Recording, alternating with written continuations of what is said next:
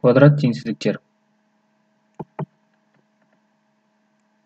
Квадрат теңсіздіктер дегеніміз ax қосу bx қосу s нөлден үлкен, ax квадрат қосу bx қосу s нөлден кіші, және ax квадрат қосу bx қосу s нөлден үлкен немесе тең, ax квадрат қосу bx қосу s нөлден кіші немесе тең түрінде берілсе квадрат теңсіздік деп атаймыз.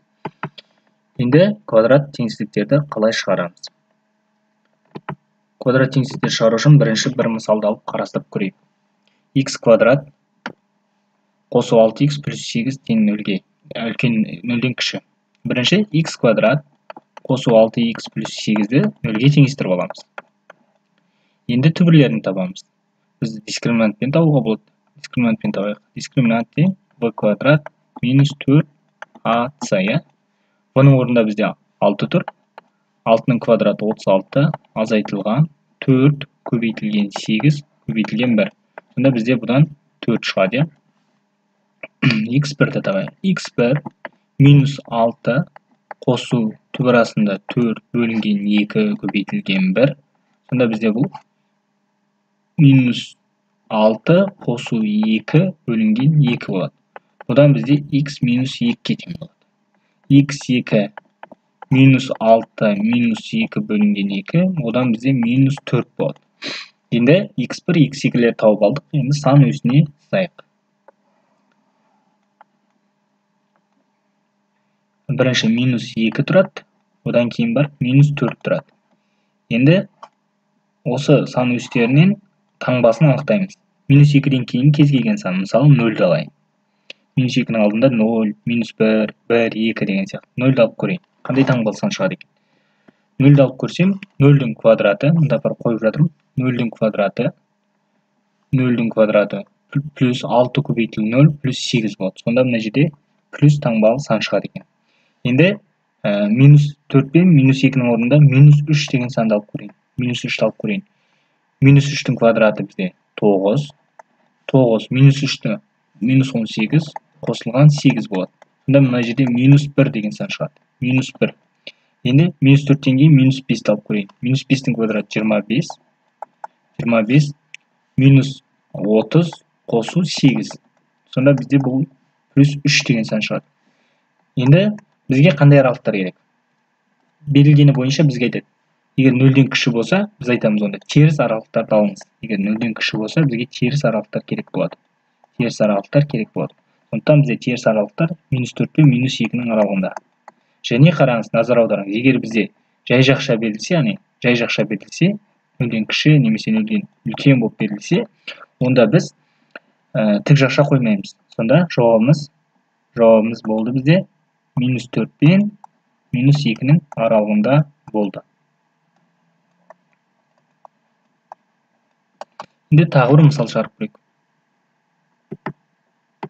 Келесі мысалымыз мынандай болсын. x квадрат минус 9x.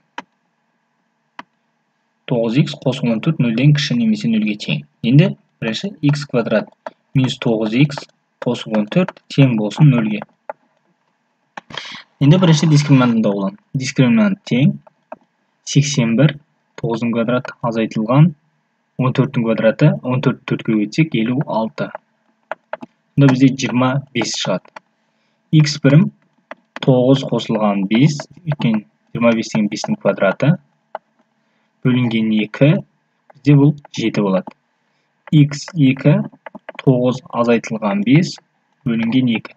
Бұл бізде 2 болады. Өткен 4-ті 2-ге бөлсеңіз 2 болады. Енді осының сан өсіне белгілеймін. x өсін сызып алайын. Бірінші менде 7 тұрады. Одан кейін 2 тұрады. Интервалдарға бөлем. Назар аударыңыз. 0-ден кіші немесе 0-ге тең болса, біз тік жақша тұр. Егер 0-ден үлкен және 0-ге тең болса, біз оны бояймыз егер.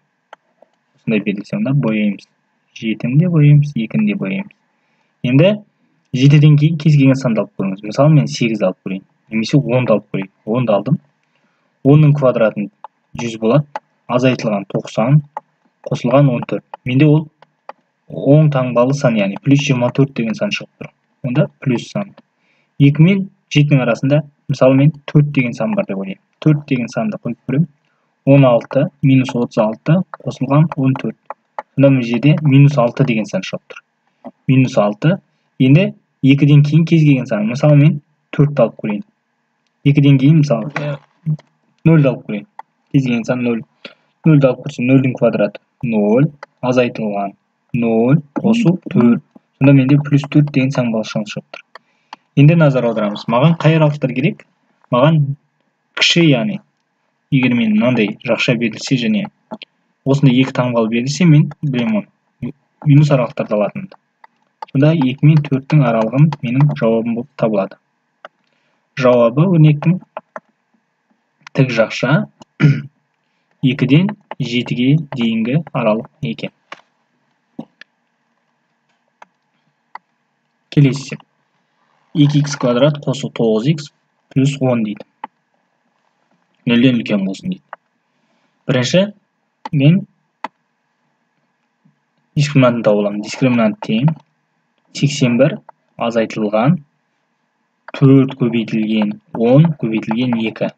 Сонда 40, 40-ды 2-ге бөлсең 80, ол 1 болады. Х бірім сонда минус 9 қосу 1 бөлінген 4, сонда минус 8 бөлінген 4 болады. Ол менде минус 2 болады.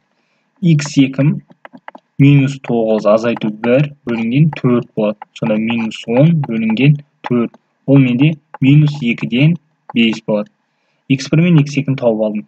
Енді интервалдар өсін сұрайды.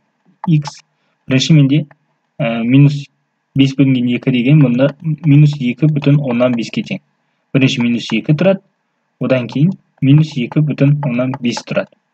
Таңбасын анықтайын. Минус екеуде боя алмайды, өйткені жай жақша бізде. Жай таңба. Минус 2-ден кейін, мысалы, 0 алып көрейін. Апарып қояйын. 2 көбейту 0, яғни плюс 10 шығады. Минус 2,5-ның орнында минус 2,4 алып көрейін. Менде бұл жерде бәрібір 2,4-ті 9-ға көбейтсеңіз үлкен сан шығады, минус. Сондықтан мына жерде теріс таңбалы сан шығады. Енді 2,5-тен кейін, мысалы, минус 4 деген санды алып көрейін. 2 көбейтілген 4-тің квадраты 16, минус 9, 36, қосу 10. Сонда бізде 32 қосу 10 азайтылған 36 болады. Бұл бізде 6 шығады. Сонда плюс деген сан шығады. Енді қараңыз, маған қай аралықтар керек? 0-ден үлкен. 0-ден үлкен болса, 0-ге тең болса, онда мен айтам, бұған маған плюс аралықтар керек деп. Сонда плюс аралықтар теңдеудің шешімі болып табылады. Сонда жауабы минус шексіздіктен 2,5-ке дейін бірігу 2,5-тен минус 2-ден плюс шексіздікке дейін болып табылады.